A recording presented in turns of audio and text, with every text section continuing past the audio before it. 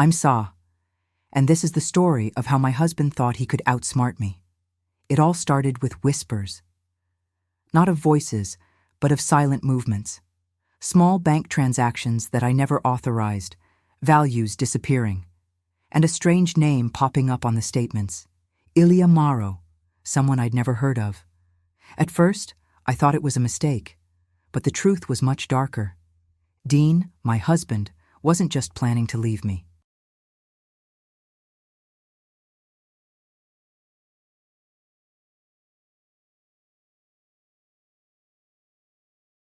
He was plotting something bigger, to disappear, taking everything we've built together. House, bills, investments. He wanted to erase me from his own history. What Dean didn't know was that I was already 2 steps ahead. He underestimated me, and he would pay the price for it.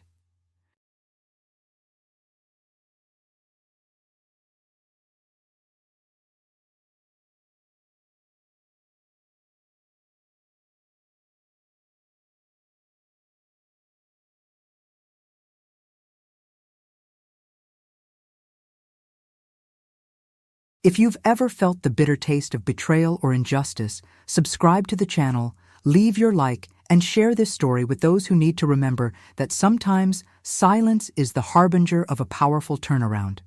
Together, we are stronger.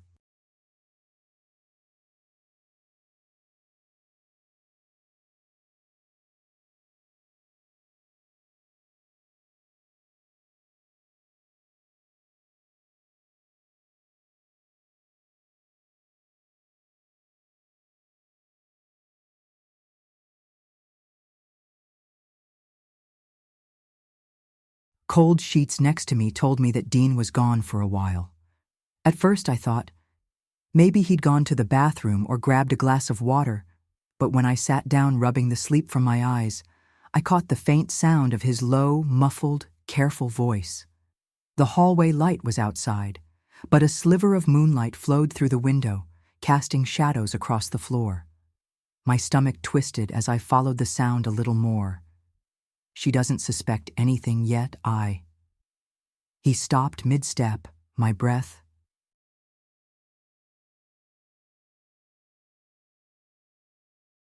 Picked up. Dean's voice was soft and reassuring as he was calming someone. My heart was beating against my ribs. Who the hell was?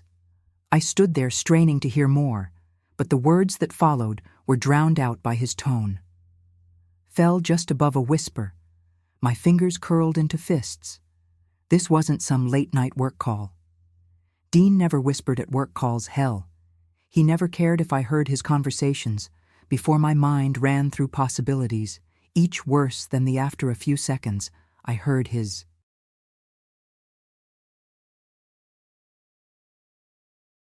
Footsteps approaching.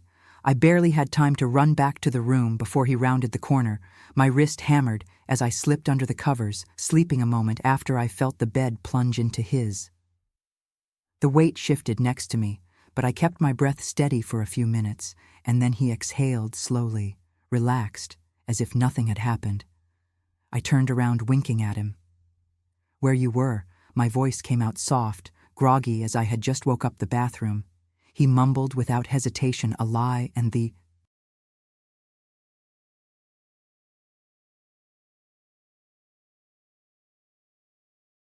Dean phone call barely faltered. Only one customer had to soften.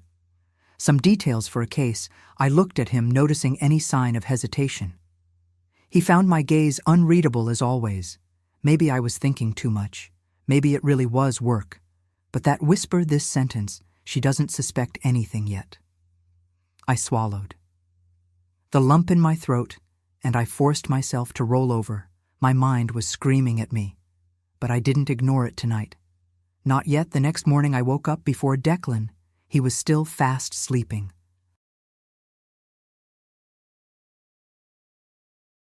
His arm wrapped around the pillow where my head should be. I slipped. I got out of bed, grabbed my phone, and was padded barefoot to the kitchen. I didn't usually do. Dean handled most of the finances, and I had never given it much thought, but something seemed like it. Outside, I scrolled through the transactions, my stomach tightened. 501 to 200, 750, $2,000 per dozen withdrawals in the last 3 months, all relatively small but frequent enough to raise a red flag. Dean and I share mortgage utility, expenses, groceries, but we also had separate accounts for personal spending. These transactions were not for accounts. They were not for investments, and they were definitely not for anything we had discussed. I breathed tremblingly with my hands. Pressing my phone behind me, I heard footsteps, quickly locked my screen, and turned to see Dean leaning against the door, rubbing his neck. Morning, he muttered, deep voice of sleep. What's for breakfast? I set my phone off. I was about to ask the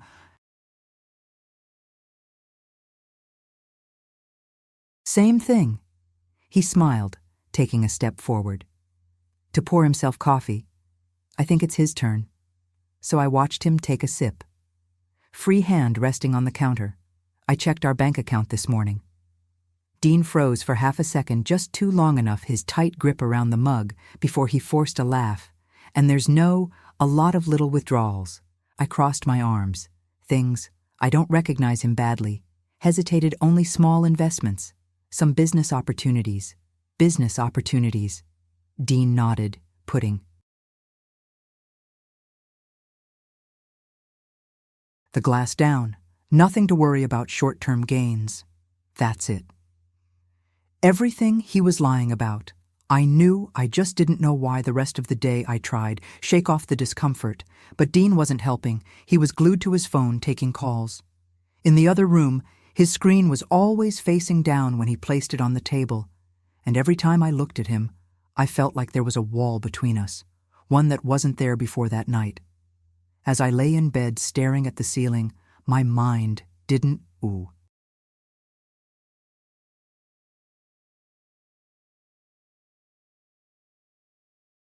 settle down.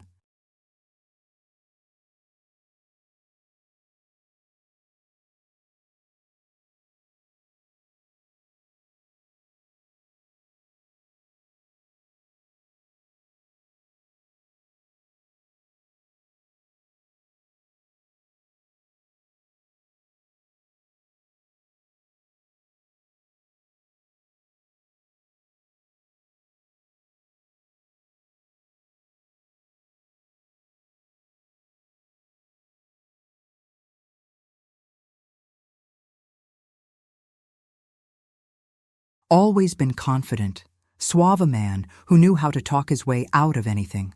But I had been with him long enough to know when something was wrong, and something was definitely wrong. I turned to staring at him. He was already asleep, his breath steady, his face calm, as one man with nothing to hide. I wasn't convinced that a voice in my head whispered the words I was trying to push away. All day I'm being paranoid, or is it something really wrong? Doubt refused to disappear, even as the morning.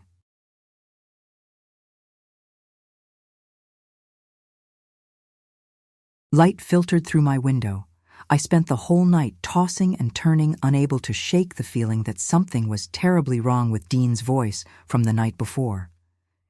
It still echoed in my mind, casually, dismissively, but I calculated the kind of tone that someone used when I was hiding something in plain sight. I forced myself out of bed, and I continued my morning routine. But my movements felt mechanical. My thoughts were stuck in a loop, repeating each time interaction with all.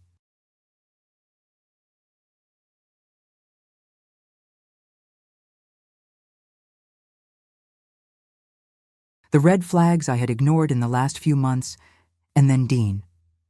He walked into the kitchen as if nothing had changed. "The morning, baby," he said, pressing a quick kiss to my temple. "I was thinking we should probably get our finances in order, just in case of emergency." I froze, my fingers squeezing my coffee mug. "Our finances," echoed. Carefully. "Yes," he said, leaning against the counter, sipping his coffee like this. It was just another normal conversation, like you have a complete list. Of your accounts, passwords, assets, that kind of. Things we should keep all in one place. I looked at it. My heart beat, padding in my ears. Dean had never shown interest in my personal. Sure, we had a joint account for accounts, but we always kept our staff. Separate economies. That's how we always did the things I swallowed. Forcing a neutral expression. I think I could put something together from him. Lips curled into a small smile, but his eyes blinked only for a second. He nodded, as if it wasn't a big deal before completely changing the subject. But the mind was already racing. This wasn't about us. It wasn't just about the case. Dean was preparing for something, and whatever it was, he didn't. I want me to see it coming that night. Dean was strangely relaxed. He laughed on TV, scrolled through his phone as if nothing was wrong, and even suggested that he order takeout, playing the role of a loving husband perfectly. And that's what made my skin crawl. Something had changed in him. The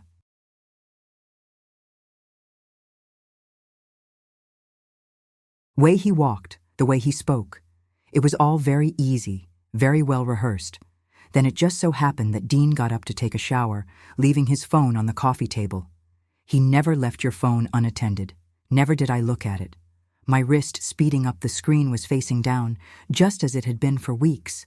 But then, as if the universe was throwing me a lifeline, a notification lit up the screen, a text message of a name I didn't recognize. Ilya Morrow. I didn't have time to think. I reached to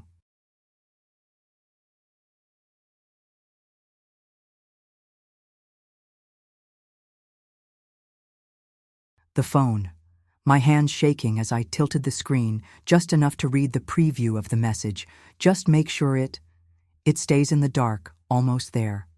My breath hitched, my chest tightened so fast that hurt. The room suddenly seemed smaller, as if the walls were closing in on me.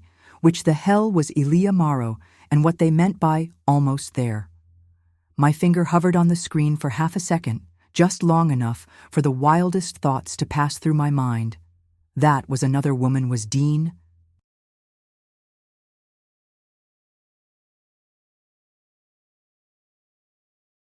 planning to leave me? He was hiding money. I heard the water close.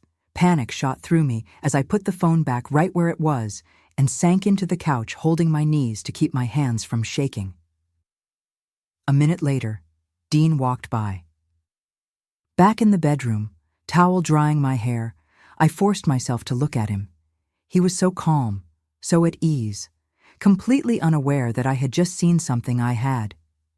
"It wasn't for you to decide on dinner," he asked, messing up his hair. I swallowed hard no, however. He picked up his phone without a second glance, unlocking it effortlessly, without hesitation, as if there was nothing to worry about.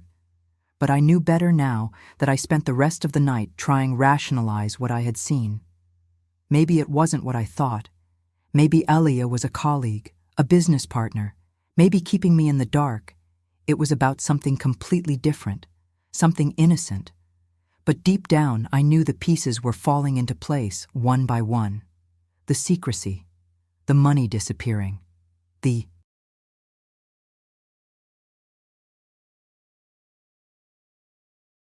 call in the middle of the night, the way suddenly he was so interested in my finances that I should have confronted him right then and there.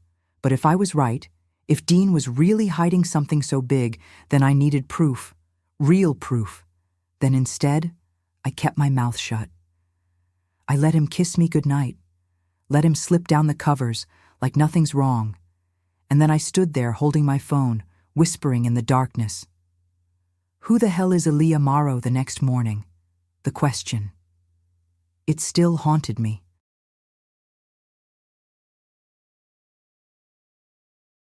Gnawing at all my thoughts, I moved through my morning routine like a ghost, passing through the movements.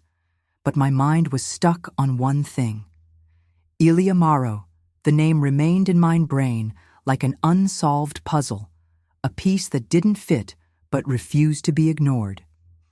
Dean sat across from me in breakfast, scrolling through his phone perfectly at ease. I wondered if he had any idea I'd seen that message. If he did, he was a really good actor, but then, like sensing my suspicion, he looked up and smiled. "Hey, babe, babe, can you sign something real quick?" I almost choked on my coffee sign what I ordered, keeping my voice light, just a few financial updates for tax purposes, he said, sliding a document across the table. His tone was casual, but his fingers drummed against the table in a ragged rhythm to say that I picked up the papers, my stomach tightening as I flipped through the first page. The legal jargon filled the document, but once it became painfully clear that it was not about taxes, I turned to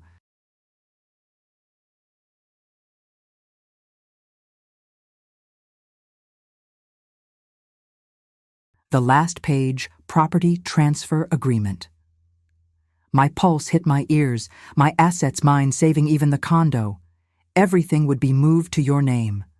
I forced myself to look up. Dean was watching me, a careful smile plastered across his face. "Dean," I said. My voice also controlled what it is. Her smile didn't waver. "It's just a precaution." "Darling, a cool convenience.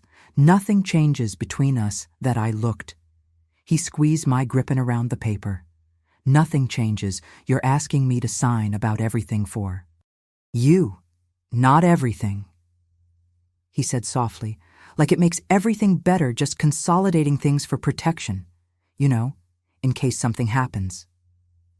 The hands trembled a little, not from fear of anger. This was no longer paranoia. It wasn't me reading things that were planned, and he had the audacity to sit in front of me and act like it was nothing. I put the document back on the slow and deliberate table. Then I met his gaze. "I'm not signing that."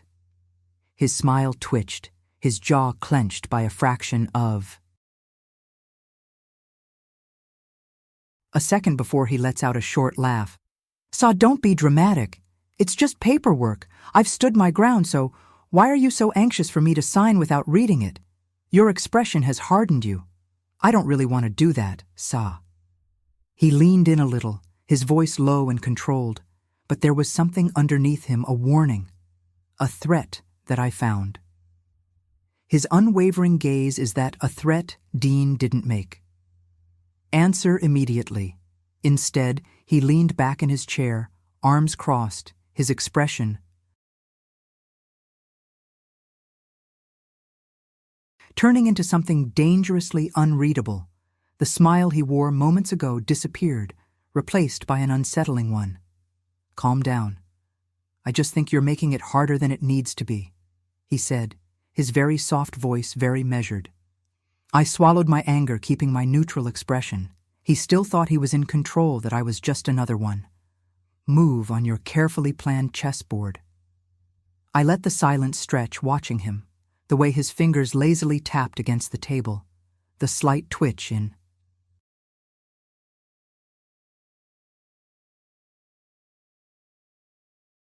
his jaw when I didn't answer. He was waiting for me to react, to get emotional panic to break. I wouldn't give you the satisfaction, so I smiled just enough to make it change uncomfortably. "You know what, Dean?" I said lightly, standing up and gathering the papers. "You're right. I need to think about it." His eyes narrowed a little. I didn't expect this, but I had already walked away, walking to the kitchen and placing the documents neatly in the kitchen.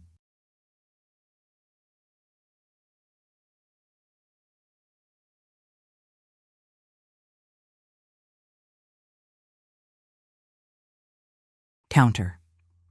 I wasn't going to argue, no now, not yet, because now I was the only one in. Dean acted like nothing had happened through him. Our house, like we're still just another happy couple having a drink, watching the news, going through their phone, as if he not only tried to trick me into signing everything I owned, but as I watched him, a reality settled in. On my chest like a weight, this had never been about saving our marriage. It wasn't trying to fix things. He was preparing his departure, and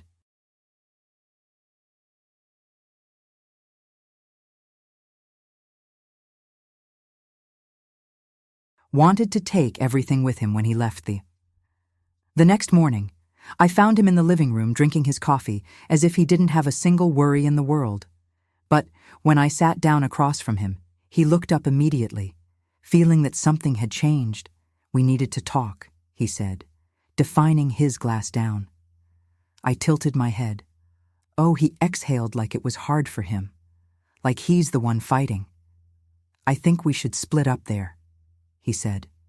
It's like a man making a well-rehearsed speech.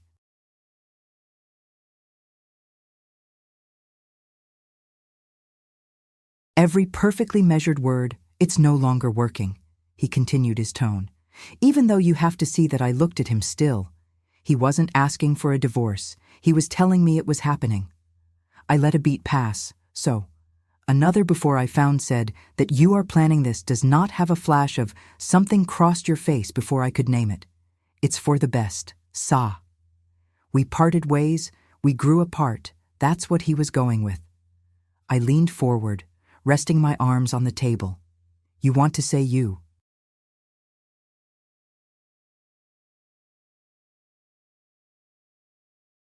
"Want to leave? But you want to be sure?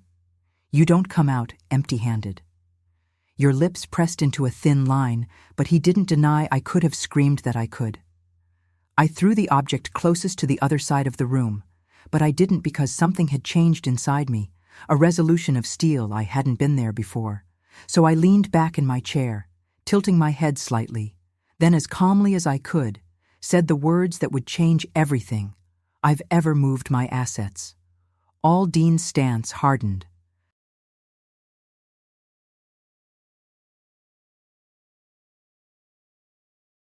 His breath engaged.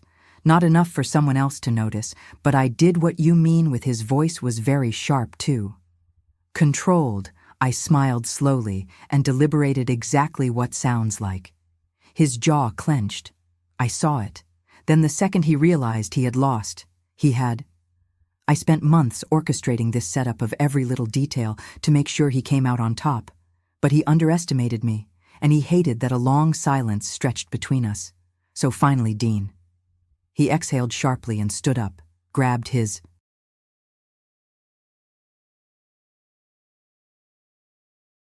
coffee, took a slow sip, and turned around. For me, with a look that sent ice through my veins, his smile returned. "But that weather was colder," calculated. "You'll regret it." So she wasn't sure if it was a threat or a desperate bluff anyway. She was ready. Dean had played her hand, and now it was her turn. The morning air felt heavier than usual as I went through my coffee routine bitter, and the silence of the apartment pressed against me like a, I told myself, I wouldn't let your words. The night before.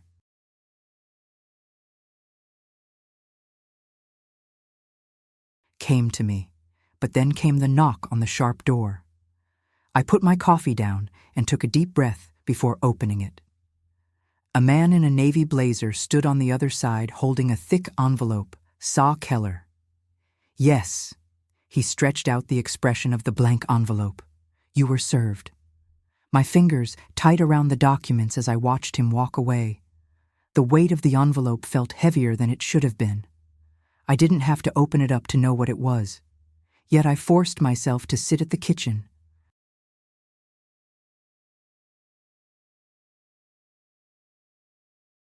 Table exhaling sharply before sliding my fingernail under the flap and pulling the petition papers for dissolution of marriage. I slid down my eyes from the page landing on Dean's financial demands. He wasn't just leaving. He wanted half of everything, the condominium, the car, 50% of our shared assets. And because he had the audacity marital support, I released a bitter laughter, shaking my head. Of course, he thought he could take everything I had been planning this for months, probably more.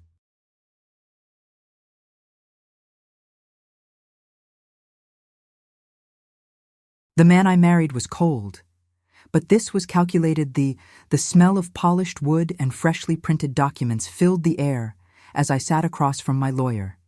She turned through the papers, barely suppressing a smile when she reached financial collapse. Well, she said, beating her nails against the table, Huh, there's nothing. I raised an eyebrow like that. She looked up amused. Just like you moved everything to a background before he filed, which means that legally he does not have access. He can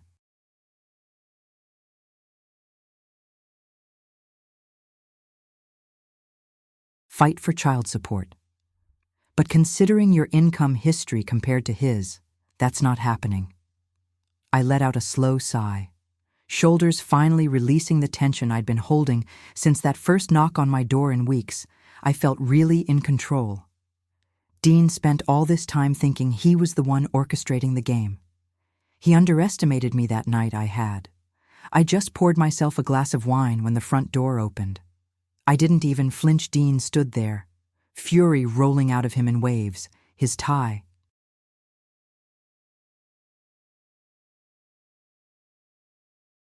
was loosened, and his jaw was clenched so tightly that I swore I heard his teeth grind. "You think you're so smart, don't you?" Your voice was sharp, poisonous.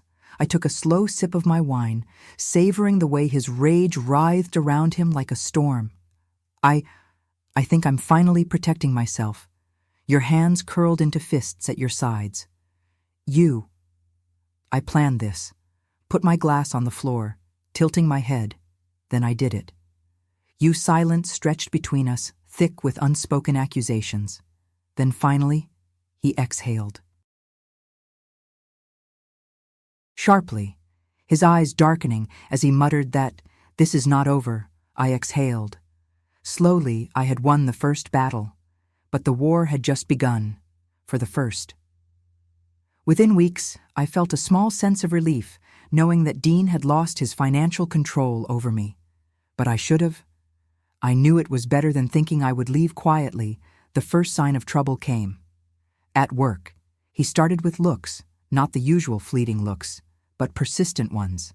Stares with whispers that cut the second I walked into.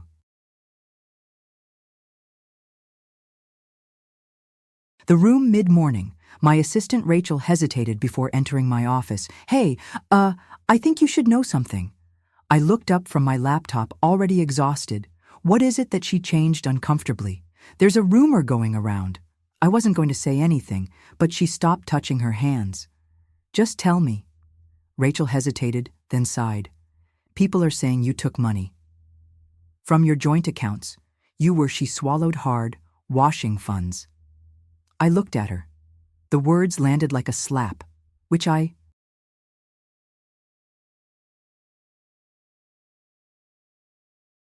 don't believe, she added quickly. "But Dean, he's talking about for people lawyers, mutual friends." The story is spreading my stomach, twisted fury rising in my chest like fire. Dean wasn't just trying to take my money, he was trying to ruin me. When I got to my lawyer's office, I was barely holding back. "This needs to stop now." I hit the pile of printed screenshots on the table, my hands shaking with anger. My lawyer, Patricia. He looked at them and let out a dry laugh. "Well, he's certainly desperate. He's slandering me, yes, but we can use this." She leaned back in the chair, banging pen against the table. "If he's running around making false claims that he's opening up to defamation charges, we send a cease and help. First, if he ignores it, I clenched my jaw. I don't want it to drag on the court. I just want he to stop. Patricia sighed. "He's trying to lure you in, Sa. He wants you to react emotionally, right?" I turned to see Beatrice standing in the doorway with a knowing look. "You can't let him dictate."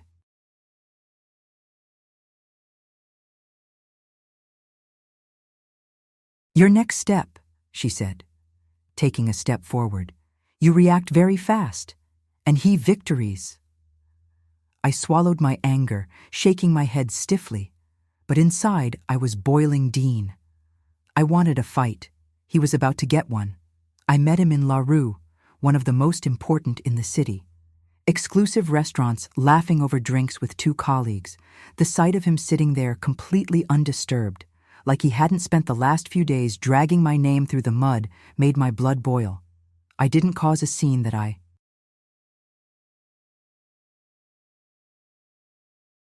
I didn't yell that I didn't need to. I just walked over to the table, leaned over and whispered that you have no idea what you just got. Dean's smile faltered for a split second before masking it with an easy smile. He wiped his mouth with a napkin, his eyes shining with defiance. Let's see what you got. So I had given him one last warning. Now I was finished playing fair. Dean spent weeks trying to manipulate, intimidate, and control me. He underestimated me at every turn now, after failing to get.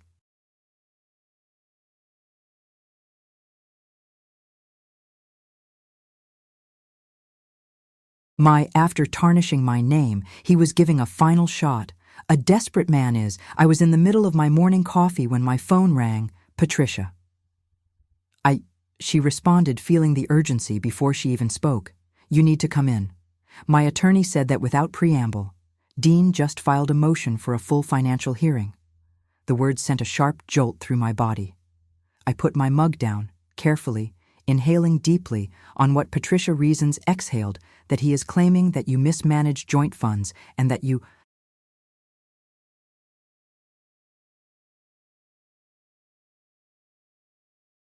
I owe him a financial settlement. It's complete nonsense, but that's not the point, of course.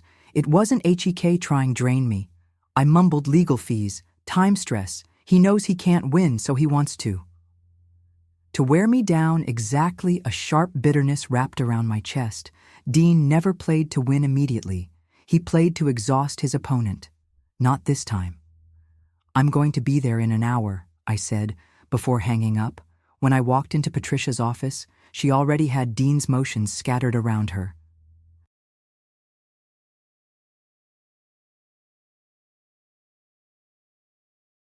Desk noted in red. Here's the good news, she said. Looking up, he doesn't have a single legitimate evidence that bad news could still drag on for weeks, maybe months. If the court entertains their tactics, I've clenched my fists. What's ours? Next move. We counterfiled and requested an immediate resignation. She said that she also require him to pay for all legal costs if the court finds it a stoppage tactic. I smiled. Let's do it 2 weeks later. I found myself sitting across from Dean in a courtroom.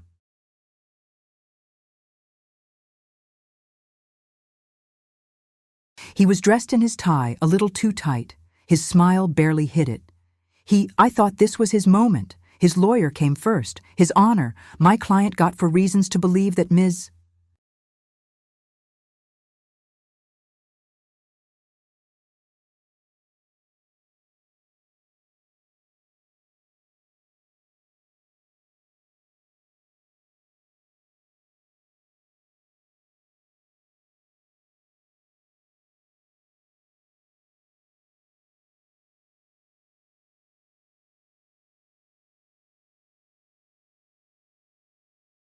Keller improperly moved the assets to avoid a fair divorce settlement.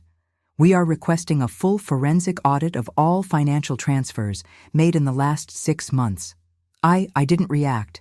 I didn't back down. Patricia, calm as always, adjusted her glasses, and it was his honor all my clients. Financial movements were made even before Mr.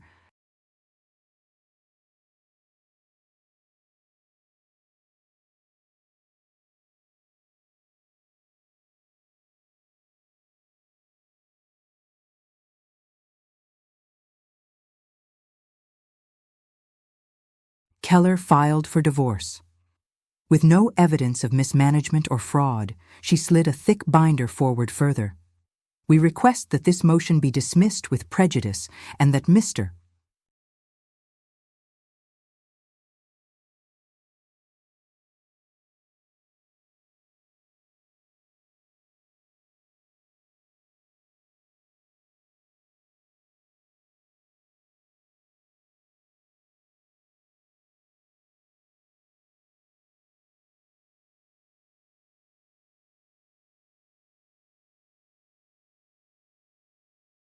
Keller be compelled to cover all the fees, as this is a clear attempt at financial harassment. The judge took time to review the documents, unreadable expression. The room was tense in silence. Dean was watching me waiting. I didn't give him the satisfaction. Finally, the judge looked up. The court finds no grounds for a full financial audit. The motion is denied further due to lack of evidence, Mr.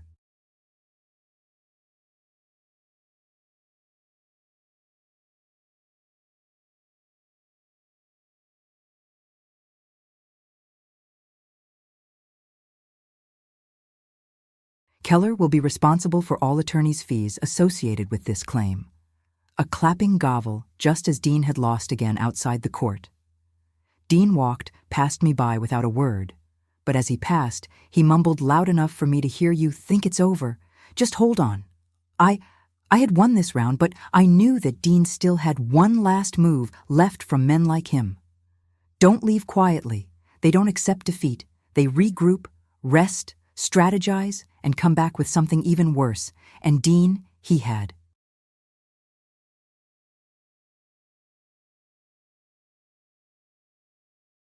Been plotting this for a long time to let it end. Here, I didn't have to wait long to find out what his final move was. The call came on the next morning. "Sa, we have a problem."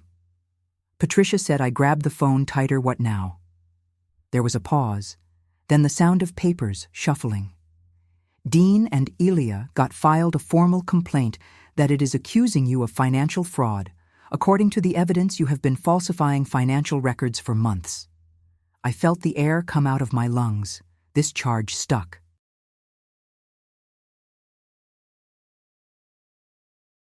I wouldn't lose money. I could be facing legally. After they sent documents, Patricia continued, her tight voice. "The court takes it seriously. You'll be forced into a criminal investigation." The world slightly tilted. I pressed my fingers against my temple, wanting me to stay calm. And the documents, are they real to mocking the other side? Absolutely not. But they are good that someone has tampered with them well. Of course, Ilya, the invisible hand, guiding Dean's every move. But Patricia added that I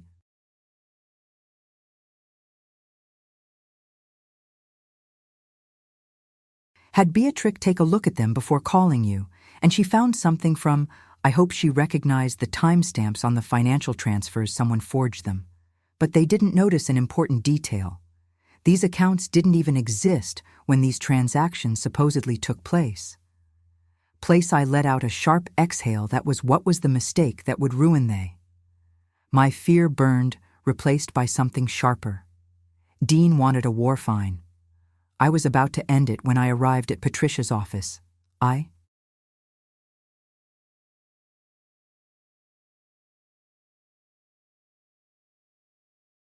made a decision that I would not only defend I myself, I was going to bury them. "I want to go on the offensive," I said, "putting mine flat palms on your desk, not just to clear my name. I want to knock them down." Trish studied me for a moment, then nodded his head. "Good, because we got enough to do." She pointed to a folder. "We contacted a forensic financial analyst that they confirmed that Beatrix found out that the documents were tampered with." She smiled sharply and satisfied. "So here's what we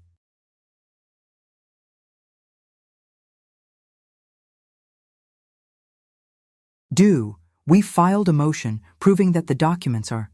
So we sued Dean and Ilya for defamation and falsifying legal evidence, nodded and want to." Patricia leaned back, plainly satisfied. "I thought you could tell that 2 weeks later, I faced Dean in court for what would be the last time I watched him closely, as Patricia laid out our case. She spoke to precision voice, carrying through the room these documents presented as evidence against. If my client were fabricated, we have irrefutable proof that the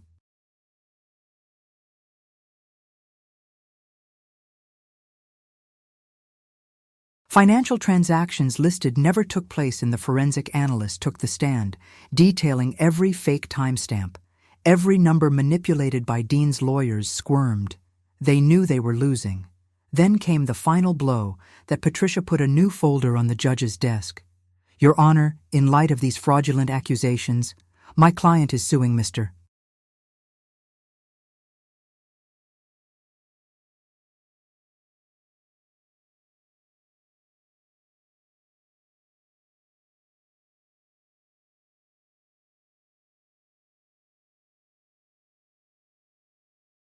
Keller and is associated with Elam Morrow for defamation, and presentation of falsified legal evidence in silence in court was deafening.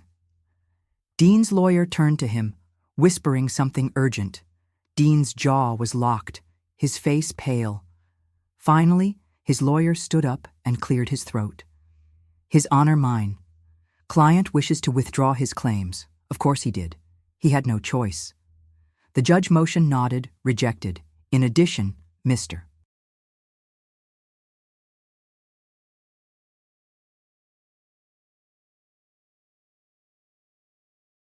Keller will be responsible for all the Dean had completely lost costs when we left the court. Dean passed without a word. I didn't stop him. I didn't need to. I let him take some steps before I whisper loud enough for him to hear that we end here by the first time in months that I felt something I almost forgot. Peace. No more court hearings, no more threats, no more waking up in the middle of the fearing. What Dean would do next, I'd won, didn't seem like some grand victory. Not the way I imagined. There were no fireworks, no dramatic final words.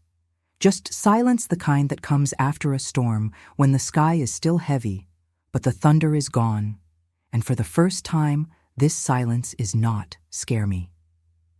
2 days later, I met Patricia for the last time. She slid a final stack. Papers on your desk is done. Dean signed the agreement. I exhaled slowly, my fingers hovering over the documents before finally picking them up. I scrutinized the details, though I already knew the result. Dean has nothing. Not even a penny. His financial claims dismissed. His defamation case backfired on his ruined reputation that he had tried to destroy me, and in the end, he was the only one left with nothing. Patricia leaned back. In your chair watching me, how you feel.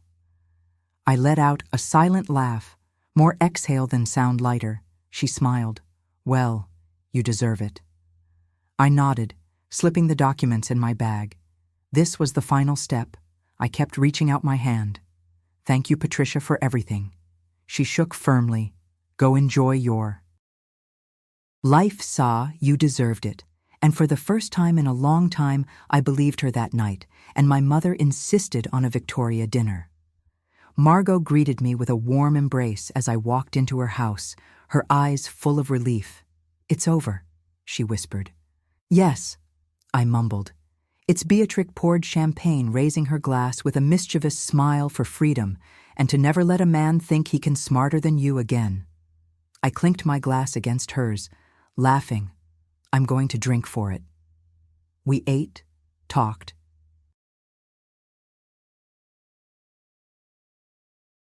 reminisced, and for the first time in months, I wasn't constantly looking over my shoulder.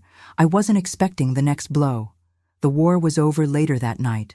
I was on my balcony looking out over the Chicago skyline. The city lights twinkled, stretching out, infinitely on the horizon. Everything seemed different. I was no longer the woman who ignored the warning signs, no longer the woman who believed in the illusion of security, of permanence. I'd lost things, trust in time, the version of love I thought.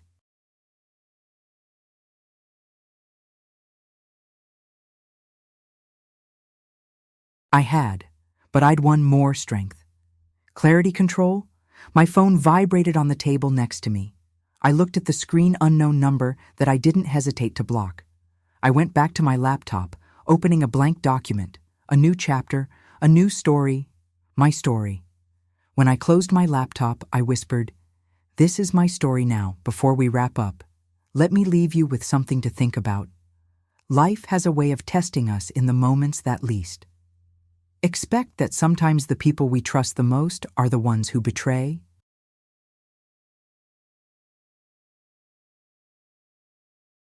us the deepest." But here's what I've learned.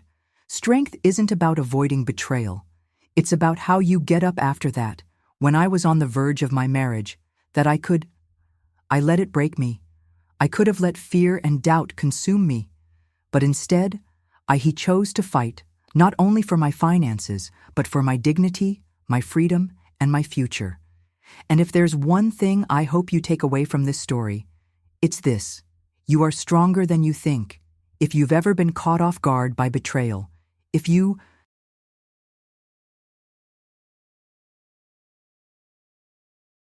have you ever felt like the rug has been pulled out from under you?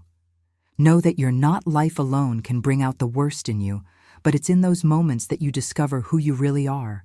And sometimes moving away from what no longer serves you is the greatest victory of all. Now, I want to hear from you. Have you ever faced a situation where you had to fight for yourself, even when the odds were against you? Sharing your thoughts in the comments that I read each of them. And if this story